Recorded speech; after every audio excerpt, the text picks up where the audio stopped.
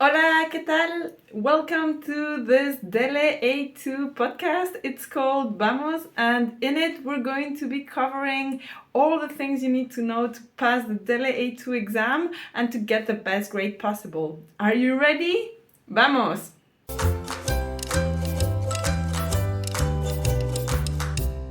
Hello, I'm very excited. This is going to be the first episode of the series of the podcast for the DELE A2 exam, and I've been postponing this video for such a long time because I always found some excuses. I'm sure you can relate if you've been preparing for the DELE A2 exam for quite a while, but you never just sit down and actually do it. This is the case for me as well. So today I decided, okay, no more excuses. We're going in and we're going to just record the first episode. So today I wanted to share with you how to start. So when we're thinking about passing an exam like the DELE A2, and I know this is the case for many of my students, the first doubt that comes to us is, where on earth do I start? Do I need to look for the grammar, for the vocabulary? Is the listening important? Should I improve my pronunciation? What date should I sign up on? So there are so many questions that I know it can be so overwhelming. So today I'm here to help you through all those doubts, and hopefully I'll give you a little bit more clarity on where to start.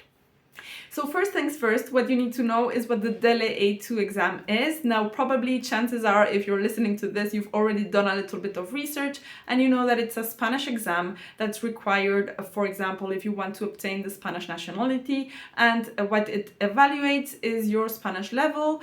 And it's not looking for perfection, it's looking for daily conversations and your ability to express yourself and to understand Spanish speakers in these day-to-day activities, such as buying something in a store or talking about your hobbies, or for example, listening to a short announcement on a train station and understanding the basic messages. So it seems quite simple, but once you dive into the exam, I'm sure you're going to be having some more questions and doubts. So that's the second part that I want to tell you is, what does the exam look like? So we have 4 parts in the exam. The first one is going to be a reading task. The second one is going to be a listening task. Then you're going to have the writing task, and finally the speaking task. So with all those 4 parts, you will have the full exam. The first 2 parts, so when you're reading and listening, are corrected automatically. So they're just handed into a machine because there are ABC type of questions or similar type of questions that can be corrected automatically.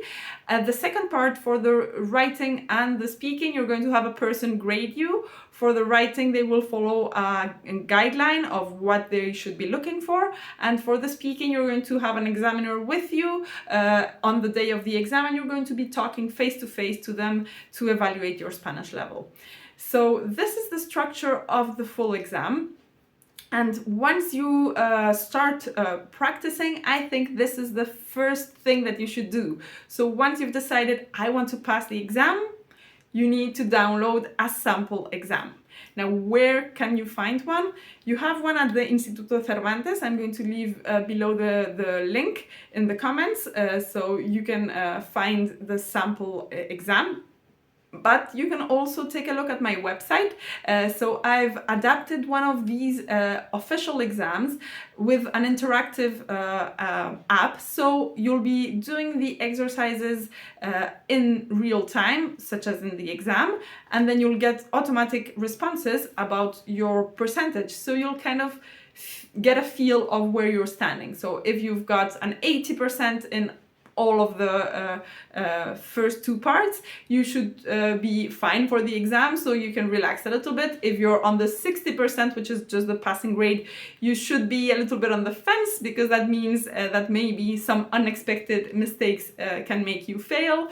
Whereas if you're under the 60%, it means you still have quite a lot of work to do before you're ready for the exam. So the first step for me would be, okay, let me take a sample exam and let me see what it feels like, if it's very difficult or very easy, and how can I prepare. And that's it.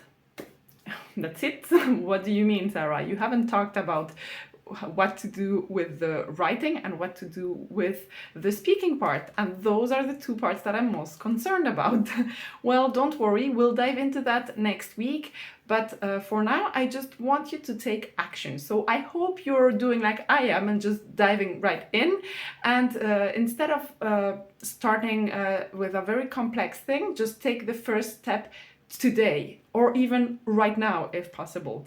So if you're listening to this podcast, pause it, go to the Instituto Cervantes and download the PDF if you prefer to have it in a paper format, or go to my website and try the sample exam and just start. This is probably the biggest challenge. It's just the first step.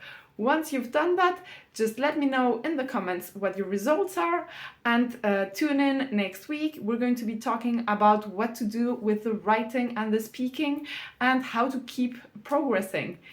Does that make sense? I hope so. I look forward to seeing you, and don't forget to subscribe, click a like, and just hit me up with any questions. I'll be happy to answer. Nos vemos!